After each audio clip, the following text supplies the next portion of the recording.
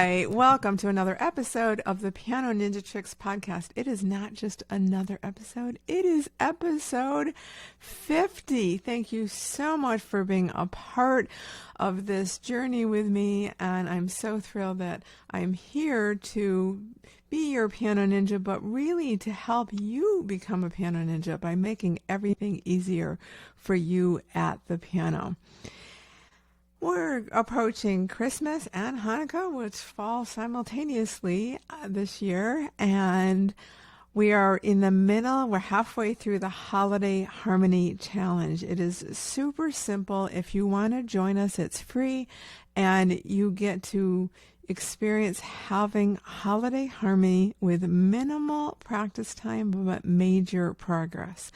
You won't even get a daily email. I will just send you about 2-minute audio messages through the app Telegram. It is super simple. You can listen to it on your way to the piano, literally. So I'm just going to give you a couple of examples of I won't do the audio part, but I'll give you the description of some of the examples of some of the practice prompts to inspire your holidays to be harmonious, but also for major progress in minimal time. I actually encourage you to practice in 20-minute segments, and sometimes only practice 20 minutes, and some days don't practice at all, but I give you practice prompts for how to improve as a musician when you're not practicing.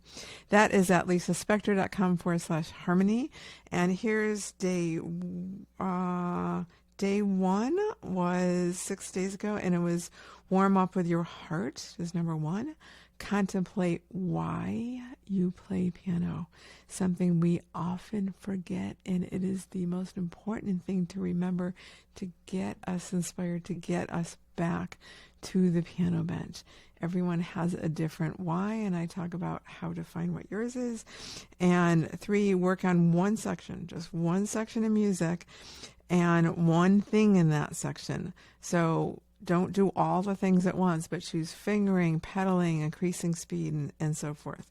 And I'll give you one other example. Let's see. This was on Sunday, which is enjoy taking a break from practicing. And today was do one or more of these things. Enjoy time in nature, depending on where you live. It's winter, and it was a nice day here in California. I went for a beach walk. 2, study your music score away from your piano. That's another way to practice when you're not at the instrument and make major progress. It is so helpful to hear the music in your head. And 3 was listen to a variety of recordings of the music you're learning, because very oftentimes we find our favorite recording and we listen to that over and over, and that's great for inspiration, but you also want to be exposed to a variety of recordings as well. So sign up, lisaspector.com/harmony. We have 6 more days to go to the 12 days of Holiday Harmony Challenge. So we also had Beethoven's 254th birthday this week. So on Instagram, I posted a really short reel of me playing the opening of the Opus 31 number 3, one of my favorite Beethoven sonatas. And I haven't played this in so many decades, so many years. I learned it in college. I learned it at Juilliard, I think.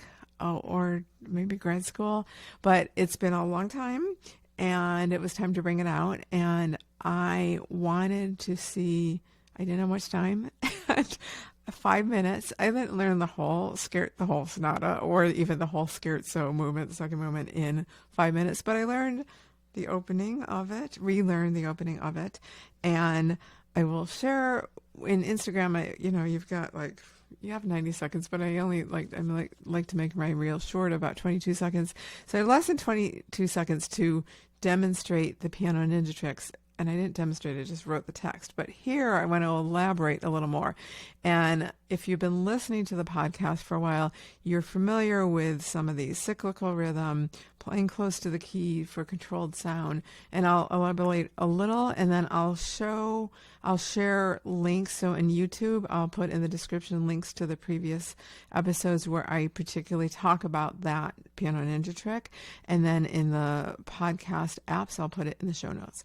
So So the opening of the Beethoven Opus 31, number 1. So first of all, one thing I did not put on Instagram. Let me just do the very, very opening.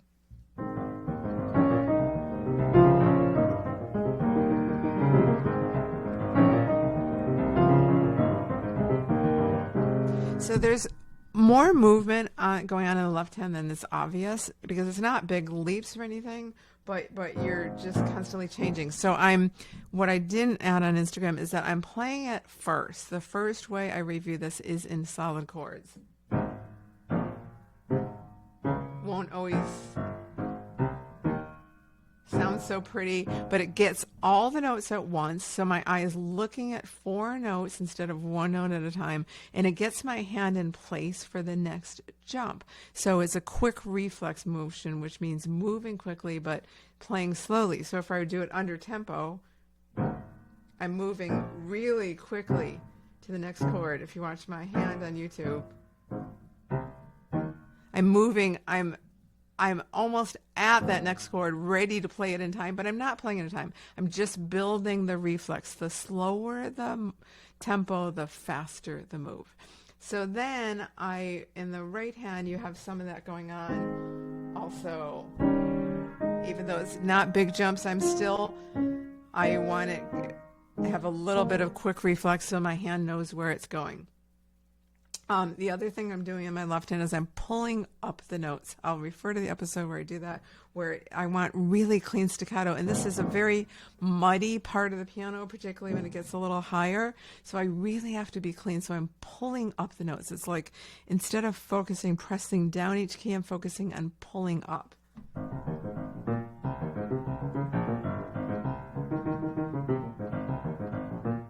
And it's more of a feel than anything else. Then let me play that, and then I'm going to go on.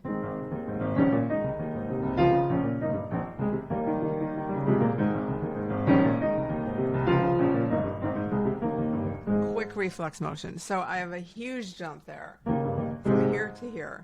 So again, look how quickly I'm getting there. I'm not playing when I get there, so it's not, because that would be out of rhythm, but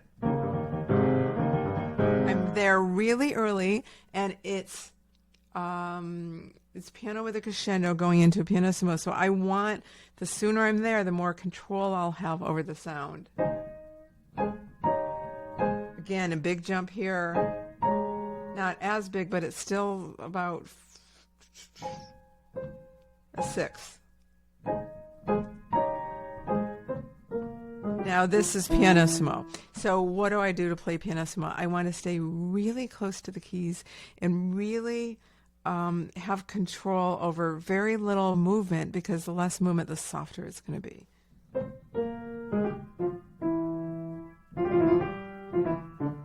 A trill. So this is where I have a trill exercise I do. It is in my Piano Ninja Tricks course and in the membership. It is a bit of proprietary information, so I'm not going to share it here. But because of that, I warm up with my trill exercise every day. And when I get to trills in a piece, it is extremely rare that I ever have to practice trills. Once in a while, if it's a really awkward thing where I'm holding one note and trilling with another, but very rarely. So I just didn't have to practice this trill. That was a little too loud. My left hand could be a little cleaner. And all I needed to do was make it simpler. Always asking myself this question. I'm holding up a note. This is, how can I make this easier? One of the ways is hands separately. It not only makes it easier, but it makes it easier for me to hear. So I was like, when it was together, it's like, was that clean? I'm not sure. So let's isolate it. Now together. Now a little bit more. I'm cyclical rhythm. I'm still counting. I can give you a little trick, a little very subtle trick for trills though. They are easier when you crescendo on them. So it's so quick, it's an eighth note, so you won't even barely hear it, but listen for it and see if you can tell.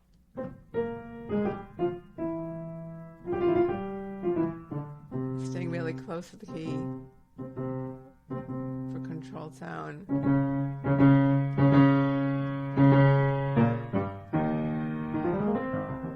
It's so fun. It's just, I have other Beethoven I could have played, but this is just like such a fun movement that I just wanted to share it on Beethoven's 254th birthday this week, the 16th. So I hope to see you in the Harmony Holiday Challenge. You'll be listening to me more than watching me.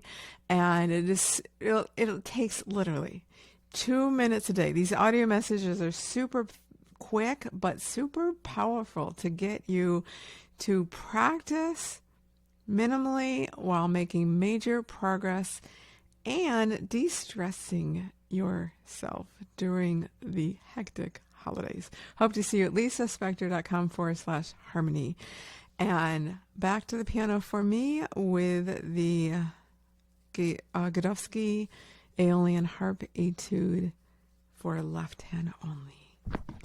I will be back after Christmas and Hanukkah. Quick look at the calendar. And December 26th is a Thursday, so I'll be back then. And December 26th is actually the first night of Hanukkah. So happy holidays. We'll see you then.